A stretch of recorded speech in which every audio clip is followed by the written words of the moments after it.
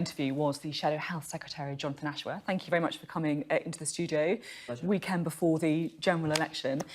We just heard Boris Johnson there lay out his plans for immigration if he becomes the next Prime Minister.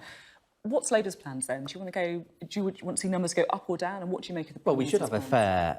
a fair immigration system, a fair and balanced immigration system. Of course we should. But he's imposing a tax on nurses coming from the EU and beyond to come and work here in our NHS to care for our sick and our elderly. He's going to exacerbate the staffing crisis in our NHS with his proposals.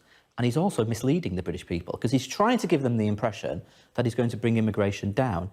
But when you look at the details of what he's announced today, he's saying he's going to hand over decisions on who will get a visa to an independent committee. He said the committee will be independent in the same way the Bank of England is independent. So he's actually misleading people when he says he's bringing immigration down.